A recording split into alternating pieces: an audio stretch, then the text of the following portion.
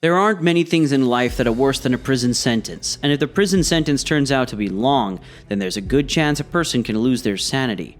Some of the longest prison sentences have jailed people for thousands of years. Although surviving this long is impossible for man, it simply shows the brutality of the crime that they've committed. Keeping this in mind, today we will bring you the longest prison sentence read out to criminals this year. Brace yourself, because on this list, it will be some of the worst crimes ever committed. Number 5. Mark Ponder, 5 years and 3 months. A man who attacked police officers with poles during last year's riot at the US Capitol has been sentenced to more than 5 years in prison. It has matched the second most extended term of imprisonment so far among the hundreds of Capitol riot prosecutions. Mark Ponder, 56, from Washington, D.C., said he got caught up in the chaos on January 6, 2021, and never intended for all this to happen. "I was thinking that day," Ponder told U.S. District Judge Tanya Chutkan, asking her for mercy before she sentenced him to 5 years and 3 months in prison for assault.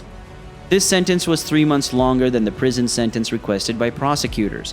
The same sentence was handed over to Robert Palmer, a man from Florida who pleaded guilty to assaulting police at the Capitol.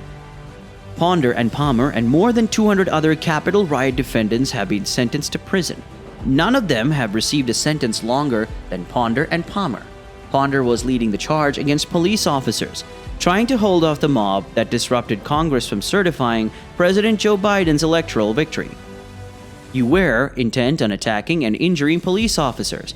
This was not a protest," said Judge Chutkan. Judge Chutkan has consistently been punishing Capitol rioters and has handed down imprisonment to all 13 riot defendants who have come before her, matching or exceeding the Justice Department's sentencing recommendations in every case as per the Associated Press review of court records. Ponder swung a pole at a Capitol police officer on the Capitol's West Plaza, breaking it against the officer's shield. After retreating into the crowd, Ponder grabbed an even bulkier pole having colors of the American flag. He used it to assault 2 other officers, hitting one of them on the left shoulder before police detained and handcuffed him. The police officers on the site released Ponder because they couldn't get a police vehicle to transport him. They told Ponder to leave the Capitol, but Ponder stayed and joined a mob of rioters that clashed with police at a tunnel. Number 4. Guy Reffitt, 7.5 years. Another case from the Capitol is that of Guy Reffitt. He was found guilty of 5 felony counts, including obstruction of an official proceeding and interfering with police in a riot. Reffitt received the longest hearing imposed on any of the U.S. Capitol rioters. Although he did not enter the Capitol with a group of Trump supporters who breached the complex as lawmakers met to certify Joe Biden's win in the presidential elections of November 2020. Reffitt retreated after an officer pepper-sprayed him in the face, but the evidence quickly disagreed. Reffitt was seen egging on the crowd and leading other rioters up a set of stairs outside the building. Multiple videos turned up after the riots in which Reffitt was seen planning and bragging about participating in the riot. As expected, all these videos were used as evidence against him. On August 1st, U.S. District Judge Dabney Frederick issued a prison sentence of 87 years to Reffitt and said his actions and statements were frightening claims that border on delusional. Reffitt was reported to the FBI by his son, Jackson, 18, who told investigators that his father had threatened him. He said, "If you turn me in, you're a traitor," the young Reffitt said at his father's trial earlier this year, and traitors get shot. The sentence told by Judge Frederick was slightly below what is recommended by federal guidelines. She also declined to apply a domestic terrorism enhancement, the first requested in a U.S. Capitol riot case. Reffitt's family was present, and his daughter Peyton spoke on his behalf. "He says a lot of things he doesn't mean. His mental health is an issue," she said, visibly emotional. Number 3. Brittany Griner, 9 years.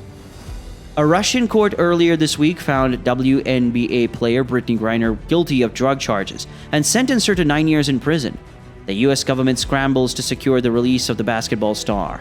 Griner, 31, who plays professional basketball in Russia during the WNBA offseason, was arrested in February at a Russia airport on the accusation that she was smuggling vape cartridges with cannabis oil. As per Russian law, the charge carries a 10-year penalty in prison. During the closing arguments, Russian prosecutors asked the court to sentence her to 9.5 years in prison, whilst issuing a 1 million rubles fine. "I never meant to hurt anybody," Griner said following closing arguments according to NBC News. "I never meant to put in jeopardy the Russian population. I never meant to break any laws here." Griner's lawyers said that she only uses cannabis medically and has never used it during her time in Russia.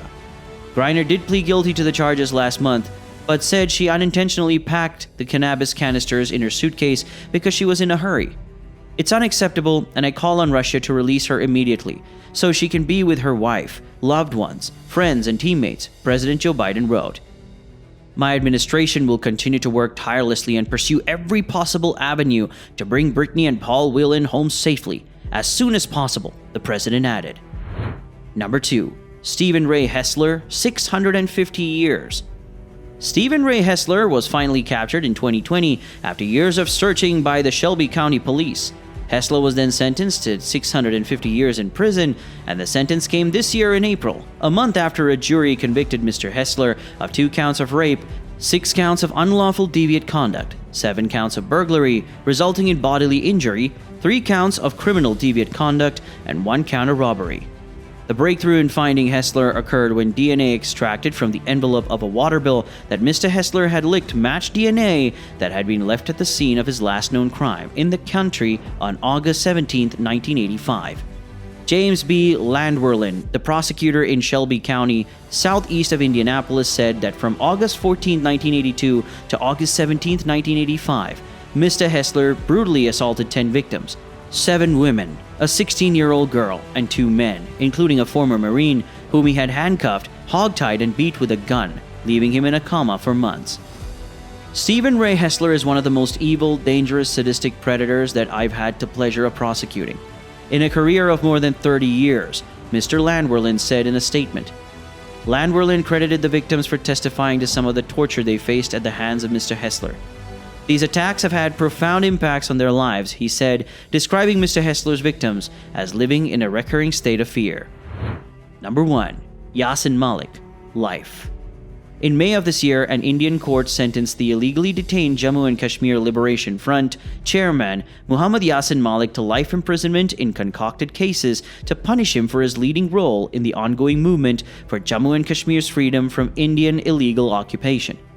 Special Judge of India's notorious National Investigation Agency, Praveen Singh, officially convicted Yasin Malik on May 19th in manifestly dubious and motivated cases, registered over him about 3 decades ago. According to the Indian Supreme Court, life imprisonment means that Malik will be kept behind bars till the time he is alive. Malik was arrested by Indian police from his residence in Srinagar in February 2019, and was then shifted to New Delhi's Tihar jail. Under the government of Narendra Modi, the Indian government arrested thousands of Kashmiris, including Hariyat leaders and activists, and put them in different jails in occupied Kashmir and India. The Modi regime is currently targeting these people for opposing India's illegal occupation and their homeland while demoing their rights to UN-recognized right to self-determination. Kashmiris lashed out at the Indian government's fascist mentality and condemned the sentencing of Yasin Malik under draconian laws. They said India would not suppress the Kashmir voices and their struggle for freedom from illegal occupation. Kashmiris will fight till the end to see their leader freed from the clutches of an Indian prison. Kashmiris' fight for liberation will continue even after their leader is given the longest prison sentence of this year anywhere in the world. With Yasin Malik's case, we come to the end of this video. If this video was informative, then make sure to like this video and subscribe to the channel. Press the bell icon so you don't miss any upcoming videos from us. We'll see you very soon in another amazing video.